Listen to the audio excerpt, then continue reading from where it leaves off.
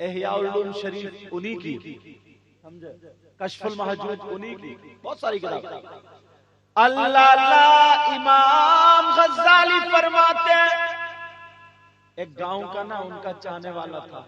گاؤں کا آدمی سیدھا سادہ ہوتا ہے، ہم جاتے ہیں بڑی بڑی دور جاتے ہیں پروگراموں میں، شہروں میں پیسہ بہت ہوتا ہے، گاڑیاں ادھر سے ادھر، ادھر سے ادھر، سب چیزیں ہوتی ہیں، بہت کچھ ہوتا ہے، مگر جو محبت نا ایک گاؤں میں سچی اور اچھی اور ریئل ایک دم اصلی محبت مل جاتی ہے، وہ کسی شہر میں نہیں ملتی۔ جن لوگوں کو بہت زیادہ بھوک ہوگی تو اس کی ہوگی، ہمیں محبت کی بھوک ہے تو ہمیں تو مل رہی ہے۔ چولہے میں بٹھال کے کھلائے گا، نیچے بٹھال کے کھلائے گا، مگر بالکل دل و جان لگا دے گا۔ بولا ہے کہ نہیں؟ اللہ اللہ سنو، گاؤں کا دیہات کا رہنے والا کہنے لگا سرکار اگر آپ مر گئے تو میرا کیا ہوگا؟ وہ تو کچھ بھی پوچھ سکتا نا، سیدھا آدمی تھا، اس نے پوچھ لیا حضور اگر آپ کا انتقال ہوگی تو میرا کیا ہوگا؟ تو بولے جو اللہ کرے گا وہی ہوگا۔ نہیں سرکار میں کیسے رہ پاؤں گا، بڑا پیار کرتا تھا، بڑی محبت کرتا تھا، جوتیاں سیدھی کرتا تھا۔ ایک دن کہنے لگا سرکار یہ بتا دو مجھے کوئی کام بتاؤ۔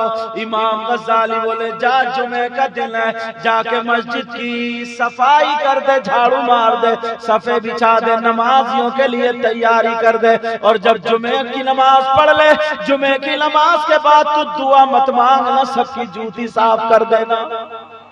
اللہ تعلیم بھی کیا تعلیم! آج کا پیر ہوتا تھا یہ کہتا لے دبا پاؤں اور جنت میں جا، جبکہ اس کا خود کا ٹھکانہ ہے نہیں۔ آج کا پیر ہوتا تو کیا کہتا تھا نا میری کمر دبا دے یار، بڑا درد کر رہی ہے، ایسا کرو گلا دبا دو اس پیر کا گلا۔ ذرا سوچنے کی بات ہے یار۔ انہوں نے کہا بیٹا جب مسجد کی صفائی کر لے، جھاڑو مار لے، نمازی جتنے آئے ان نمازیوں کی جوتی صاف کر دینا۔ اللہ اللہ وہ چلا گیا۔ جانے کے بعد کچھ دنوں کے بعد امام غزالی کا انتقال ہو گیا۔ وہ رویا کرتا تھا، کہتا تھا میرے پیر چلے گئے، ذرا میری طرح توجہ رکھو، میرے پیر چلے گئے، میرے پیر چلے گئے۔ ایک دن قبر پہ جا کر کے رونے لگا اور کہنے لگا سرکار دیدار کرا دو۔ کیا کرا دو بولو؟ دیدار۔ قبر پہ بیٹھا ہوا رو رہا، کہہ رہے سرکار دیدار کرا دو۔ وہ کہنے لگے بیٹا وہ بات یاد کرو جس دن فجر کی نماز کے بعد میں حدیث شریف لکھنے کے لیے بیٹھا تھا اور میں نے تم سے قلم دوات منگائی تھی، کہا سرکار منگائی تھی۔ امام غزالی بولے اس دن ماجرا کیا ہوا تھا وہ سنو۔ میں نے تم سے قلم دوات منگائی، لکڑی کا قلم پہلے ہوتا تھا۔ امام غزالی کہنے لگے میں نے جب وہ قلم دوات میں ڈالا، اللہ اللہ لکھنے کے لیے بیٹھ گیا، میں باوضو تھا، اور جیسے ہی میں نے روشنائی میں قلم ڈبویا اور ڈبونے کے بعد جب قلم نکالا تو میرے قلم کی نوک پہ مکھی بیٹھ گئی۔ کیا بیٹھ گئی بولو؟ اور وہ مکھی روشنائی پینے لگی۔ سننے کی بات ہے، کیا کرنے لگی بولو بچوں؟ روشنائی پینے لگی۔ امام غزالی کہنے لگے میرے دل میں خیال آیا کہ اس کو چٹکی ماروں اور ہٹا دوں، پھر رکا، پھر دل میں خیال آیا جھٹکا مار کے گرا دوں، پھر دل میں خیال پھونک مار کے اڑا دوں، پھر دل میں خیال آیا کسی بھی طریقے سے اس کو ہٹا دوں، مگر پھر دل میں خیال آیا محمد، یہ وہ محمد امام غزالی کہا سنو اگر اللہ تبارک و تعالی تمہیں مکھی بنا دیتا اور اسے انسان تو کیا کر لیتے؟ اللہ سننے کی بات ہے کہ یہ بیچاری پیٹ بھر رہی ہے، اس کے پیٹ پہ لات مت مارو۔ امام غزالی کہنے لگے میرے دل میں خیال آیا کہ یہ پیٹ بھر رہی ہے، اس کے پیٹ پہ لات مت مارو، اگر میں نے اڑا دیا بیچاری بھوکی رہ جائے گی، بھوکی۔ میں نے وہیں پہ قلم روک لیا، پیٹ بھر لے، کہتے میں نے سانسیں بھی روک لی تاکہ قلم نہ ہل جائے۔ وہ مکھی نے تھوڑی دیر روشنائی بھی، چھوٹا سا پیٹ اس کا، اور پی کر کے اڑ گئی، اڑ گئی۔ میں نے اللہ کا شکر ادا کیا۔ امام غزالی کہنے لگے بیٹا اللہ کو میری یہی ادا پسند آ گئی، یہی ادا، اس کی وجہ سے اللہ نے میری قبر کو جنت کی کیاری بنا دیا۔ نعرہ تکبیر، نعرہ رسالت، نعرہ رسالت، پیغام مصطفیٰ کانفرنس، سید مقیم الرحمان صاحب قبلہ، نعرہ تکبیر، نعرہ رسالت، سبحان اللہ، سبحان اللہ۔ اب اپنے کرتوت دیکھیو اپنے، مجھے پتہ نہیں ہے آپ کے حال کیا، آپ کو پتہ نہیں میرے حال کیا۔ مکھی تو الگ رہا، کتنوں کے پیٹ پہ لات مار رہا ہے، ذرا یہ بھی دیکھیے۔ جلسے میں آ کر کے سب اپنے آپ کو شریف بتاتے، نعرے بھی لگاتے، سارے کام کرتے ہیں، مگر پیارے سن لے، مکھی تو مکھی، جانور تو جانور۔ تو اپنی ماں کو کتنی تکلیف دیتا کبھی سوچا؟ باپ کو کتنی تکلیف دیتا کبھی سوچا؟ بھائی بہن کو کتنی تکلیف دیتا کبھی سوچا؟ بیوی بچے کتنے تکلیف میں تجھ سے کبھی سوچا؟ پڑوسی کتنے تکلیف میں کبھی سوچا؟ نبی کا غلام تو بننا ہے، مگر اس سے پہلے انسان بن جا، اس سے پہلے انسان بن جا۔ کسی کے یہاں پہ شادی ہوتی، بیاہ ہوتا ہے، اللہ کرے جس کی بیٹیاں جوان ہوں، میرے مولا، او بچیوں بیٹا انہیں چھپا دو، بچیوں کو، او بچی انہیں چھپا دو، ایک بھائی جا کے چھپا دو۔ اللہ کرے اگر جس کی بچیاں جوان ہوں اور رشتے نہ ہوئے، میرے مولا ان کے رشتوں کا انتظام فرما دے، ان کی بچیوں کی شادی کا انتظام فرما دے۔ اب سنو، کسی کے یہاں شادی ہوتی ہے نا، کھانا چلتا ہے، چاول ہو، گوشت ہو، یا جس کی جیسی حیثیت ہے ویسی کھانا کرتا ہے۔ کھانا کرنے کے بعد تو پلیٹ میں کچھ بچتا ہے، جھوٹن جھاٹن، وہ اکٹھی کر کر کے ایک طرف ڈال دیتے ہیں، رزق ہوتا تاکہ کسی کے پاؤں کے نیچے نہ آئے۔ اس کو کھانے کے لیے کتے آ جاتے ہیں، تم نے دیکھا ہوگا کتے بلی وغیرہ آتے نہیں آتے، مگر بعض بوڑھا ایسا ہوتا، بعض بزرگ ایسا ہوتا، او انسان ذرا سوچ، تو لاٹھی لے کے انہیں مارنے ڈٹ جاتا۔ کتنے انسان ہوتے انہیں مارنے کے، انہیں مار رہے، ان سے پوچھو یہ جھوٹن جھاٹن بیکار ہو رہی ہے، کوئی کھاتا نہیں ہے، ارے کسی کے منہ پڑ جائے گا یہ رزق ہے، وہ پیٹ بھر رہا ہے، تو نہیں کھائے گا تو پھر ان کتوں کو کیوں مار رہا ہے؟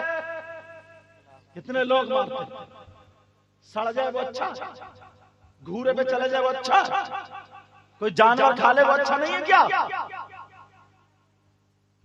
بیٹا چھوٹی چھوٹی باتیں ہیں مگر یہ کام کی باتیں سنو۔ آج ہم آئے تو کتنے لوگ ایسے ہیں کہ صاحب مولانا لوگ بھی ہمارے ہاتھ چوم رہے، کیوں؟ اس لیے کہ سید صاحب آل رسول ہیں۔ اور ایک آل رسول کی بات بتاؤں، سننا چاہ رہے آپ لوگ؟ باتیں سمجھ میں آ رہی ہیں؟ الحمدللہ بولو، سب کی سمجھ میں آ رہی ہیں؟ جوش میں اور ہوش میں دونوں ہو، دیکھو ہوش میں بھی ہو نا، فیل تو نہیں ہو گئے؟ سننا چاہ رہے ہو تو پھر ہاتھ اٹھاؤ، کون کون سننا نہیں چاہ رہے؟ بہت ہوش میں ہو، میں نے دیکھ لیا کتنے ہوش میں ہو۔ اللہ اچھا یہ بھی تمہاری غلطی نہیں ہے، یہ ہم مولاناؤں کی غلطی ہے۔ ہر بات پہ وہ اٹھاؤ ہاتھ، ہر بات پہ وہ اٹھاؤ ہاتھ۔ ناظم صاحب آئیں گے وہ کہیں گے ادھر والے اٹھاؤ، وہ کہیں گے ادھر والے اٹھاؤ۔ تمہارے ہاتھ اٹھواتے اٹھواتے تمہیں سیلف اسٹارٹ کر دیا۔ اب تم دیکھتے ہی نہیں کہ کہاں ہاتھ اٹھانا کہاں نہیں اٹھانا، کہاں سبحان اللہ کہنا کہاں سبحان اللہ نہیں کہنا، ہر جگہ سبحان اللہ ٹھوک دیتے ہو۔ ایک مولانا صاحب تقریر کر رہے تھے کہ فلاں صاحب کی اماں کا انتقال ہو گیا، نیچے سے بولے سبحان اللہ۔ کم سے کم پورا پڑھ تو لو، بعد میں انگوٹھا لگائیو ورنہ ساری زمین چھن جائے گی۔ پورا دیکھ تو لو، ریزلٹ نکلا نہیں ہے، کیا رہا ہے، سب ہاتھ اٹھائے بڑے۔ اس لیے میں نے جملہ دیا، اب جوش میں بھی رہو اور ہوش میں بھی، اس لیے گھما کے بولا تھا تھوڑا، اب ہوش میں رہو گے بولو، اٹھوا لو ہاتھ۔ اللہ اللہ وہ آل رسول وہ سید زادے، اور وہ آل رسول بھی کون تھے معلوم ہے؟ اللہ میرے نبی کے روضے پہ گئے، جا کر کے کہنے لگے نانا جان اب تو میں تبھی جاؤں گا جب آپ سے مصافحہ کروں گا۔ اللہ اللہ اپنے نانا سے انہوں نے ضد کر لی، اب تو تب جاؤں گا جب مصافحہ کر لوں گا۔ رو رہے اور کہہ رہے نانا جان مصافحہ کرنا، تو یہ وہ آل رسول ہے جن کے لیے سرکار کے مزار سے سرکار کا ہاتھ مبارک نکلا تھا۔ ان سید صاحب کا نام سن لو، ان کا نام ہے سید احمد کبیر رفاعی۔ علماء جانتے ہیں، میں نے تمہیں نام بتا دیا، اب سنو۔ ان سے پوچھا گیا کہ آل رسول سید زادے آپ ولی کیسے بنے، اتنا اونچا مقام کیسے ملا، آپ کو ولایت کیسے حاصل ہوئی، ذرا اتنا بتا دو۔ ان سید صاحب نے یہ نہیں کہا میں آل رسول ہوں، یہ نہیں کہا میری رگوں میں فاطمی دودھ اور حیدری خون موجود ہے، یہ نہیں کہا میں بہت بڑا متقی پرہیزگار ہوں، بلکہ ان کا جواب سنو پیارے، مچل جاؤ گے اور اپنے آپ کو سنبھالنے کی کوشش کرو گے۔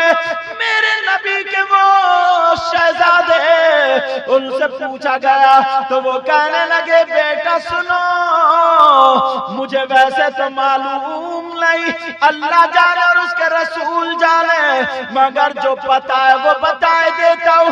وہ کہنے لگے بیٹا مجھے جو مقام ملا سنو، ایک مرتبہ میں فجر کی نماز پڑھ کے جب گھر میں آیا تو میرا دل پریشان تھا، میرا دل تھوڑا سا خراب تھا، میں نے سورہ یاسین پڑھی، 3 گھونٹ پانی پہ دم کر کے 3 سانسوں میں وہ پانی پی لیا۔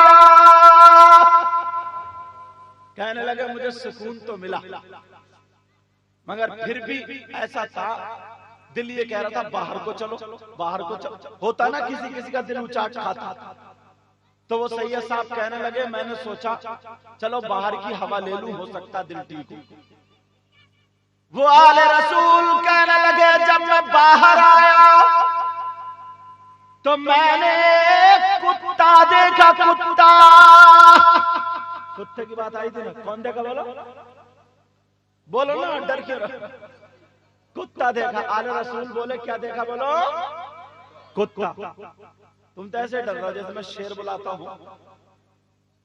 وہ کتا جب آیا وہ سید صاحب کہنے لگے اس کتے کے حالات یہ تھی، اس کی زبان باہر نکلی ہوئی تھی، اس کے منہ سے جھاگ نکل رہے تھے، کتا پھائے پھائے کر رہا تھا، بہت زیادہ پریشان تھا، گردن ہلا رہا تھا، کی کر رہا تھا، بہت زیادہ تکلیف میں تھا، بہت زیادہ بے چین تھا، کتا گھوم رہا، چکر لگا رہا۔ وہ سید صاحب کہنے لگے اس کتے کو دیکھا تو ایک آدمی کے پاؤں میں گیا، اس نے لات ماری اور کتے کو بھگا دیا، دوسرے کے پاس گیا، اس نے ہاتھ اٹھایا، کتے کو بھگا دیا، تیسرے کے پاس گیا، اس نے زور سے ہٹ کر کے بھگا دیا، چوتھے کے پاس گیا، کسی نے ڈنڈا مارا، کسی نے پتھر مارا، اس کتے کو سکون نہ دیا، کتا پریشان، دعائیں پتہ نہیں کیا کر رہا تھا، مگر وہ کتا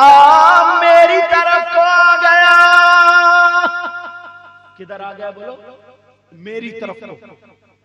وہ سید صاحب نے اپنے کپڑے سمیٹ لیے ایسے کر کے, کیونکہ کتے کا تھوک جو ہوتا ہے نا ناپاک ہوتا ہے. کیا ہوتا ہے بولو؟ اگر وہ کپڑوں پہ لگ جائے تو کپڑے ناپاک ہو جائیں گے.